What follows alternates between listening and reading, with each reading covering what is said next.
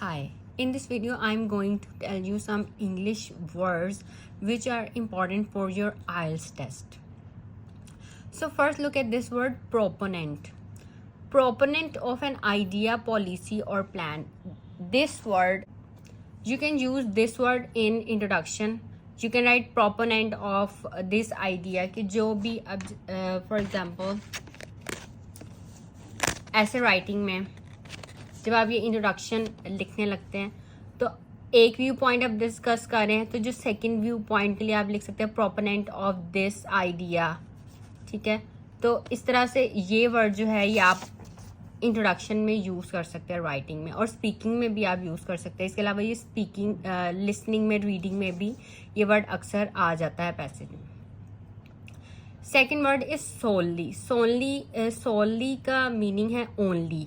ठीक है, ये आप रीडिंग और लिसनिंग सेक्शन में ये वर्ड काफ़ी दफ़ा मतलब रीडिंग पैसेजेस में भी यूज़ होता है और लिसनिंग सेक्शन में भी ये वर्ड काफ़ी दफ़ा यूज़ होता है. इन वर्ड्स के आपको मीनिंग पता होने चाहिए. थर्ड वर्ड है decade. Decade means period of 10 years. अब जैसे रीडिंग सेक्शन है उसमें जो आंसर हमें मिलते हैं वो मोस्टली सिनोनिम्स होते हैं, क्योंकि एग्जैक्ट वर्ड जो क्वेश्चन में होता है और जो पैसेज में होता है उसमें डिफरेंस होता है. मतलब सिनोनिम्स यूज़ हुए होते हैं, ये टॉपिक रिलेटेड वोकैबुलरी यूज़ हुई होती है. एग्जैक्ट वर्ड अगर इस तरह से हो तो फिर तो हमें आंसर लोकेट करना रीडिंग में बहुत ईजी हो जाए. तो आपके जो वर्ड्स हैं वो उन वर्ड्स के मीनिंग आपको पता होने चाहिए. ठीक है, तो ये भी अक्सर जो है लिसनिंग में और रीडिंग में ये वर्ड जो है वो यूज़ हुआ होता है. Okay, next word is abundant. Abundant means present in large quantities. ठीक है, अब अबंडेंट जो है वो आप राइटिंग में किस तरह यूज़ कर सकते हैं. आप जैसे कोई इन्वायरमेंट से रिलेटेड आपको ऐसे आ गया तो then you can write these collocations. Abundant natural resources, abundant vegetation, abundant minerals. ठीक है, तो अबेंडेंट का मतलब है जो चीज़ है वो लार्ज क्वांटिटी में प्रेजेंट हो, present in large quantity. Next word is रफली. रफली मीन्स अप्रॉक्सीमेटली और about. IELTS writing task 1 academic में इसे आप इस तरह यूज़ कर सकते हैं, रफली 2000 और अबाउट 2000. ठीक है, ये वर्ड जो है आप राइटिंग टास्क 1 एकेडमिक में बहुत ज़्यादा यूज़ कर सकते हैं. इसके अलावा ये आप राइटिंग टास्क 2 में भी यूज़ कर सकते हैं और लिसनिंग और रीडिंग में भी अक्सर वर्ड आ जाता है. Next word is conquer. Conquer means to defeat something और समवन. तो ये सब कॉलोकेशंस हैं कॉन्कर की. You can write conquer in order to conquer physical challenges, क्योंकि कॉलोकेशंस ही बहुत इंपॉर्टेंट हैं IELTS राइटिंग में. इसके भी अगर आप मतलब आप अगर अपने डिज़ायर्ड बैंड स्कोर्स लेना चाहते हैं तो आपको कॉलोकेशंस लिखनी आनी चाहिए, क्योंकि एग्जामिनर अपने कमेंट्स में कॉलोकेशंस भी मेंशन करते हैं.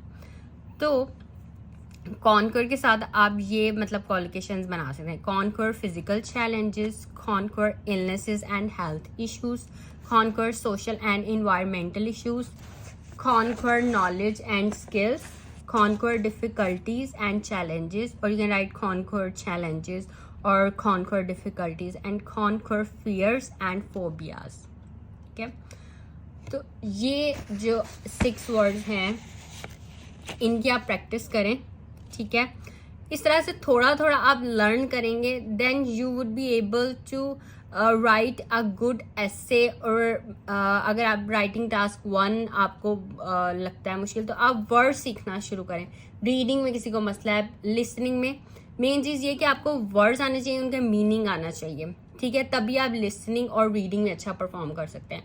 और अब अगर आप इन वर्ड्स को सीख जाएं कि किस तरह से आपने सेंटेंसेस इनके बनाने हैं, और सेंटेंसेस भी आपको हर तरह के सेंटेंस स्ट्रक्चर्स लिखने आने चाहिए. लाइक सिंपल सेंटेंसेस भी आपको वो तो इजी होता है. ठीक है, लेकिन compound sentences, complex sentences, conditional sentences, मतलब किस तरह से किसी वर्ड को सेंटेंस में यूज़ करना है और उनके कॉम्प्लेक्स स्ट्रक्चर्स बनाने हैं, तभी आप जो है वो IELTS में अपने डिजायर्ड बैंड स्कोर्स ले सकते हैं.